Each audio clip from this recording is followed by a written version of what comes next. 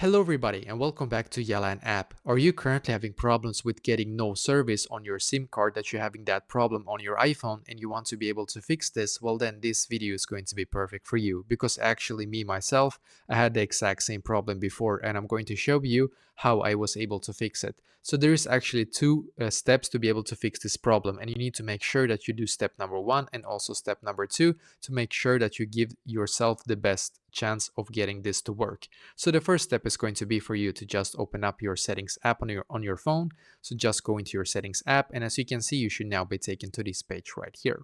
So on this page just scroll down and then you're going to find where it says general. So click on general and as you can see you should now be taken here, which is great. So on this page you're just going to click on software update in here. And basically the reason why I need you to actually check this is that if you have a latest update in here, as you can see I do actually have a latest update now. So you can just click on update now to be able to get the absolute latest iOS version. It's going to fix all the bugs that was in the previous version, and one of those bugs might be why you're not able to actually use your SIM card on your iPhone right now. So it's always good to have your iPhone up to date on the iOS version, just so you know.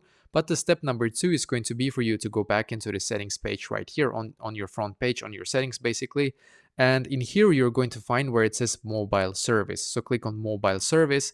And as you can see, you should now be taken here.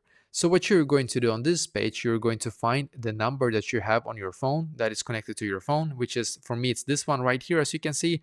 And where it says turn on this line, as you can see in the top, it says turn on this line. You need to make sure that you actually enable this one, because if this one is disabled on top right here, then it's not going to work. So make sure that you have turn on this line enabled, and hopefully now it's going to work for you as well.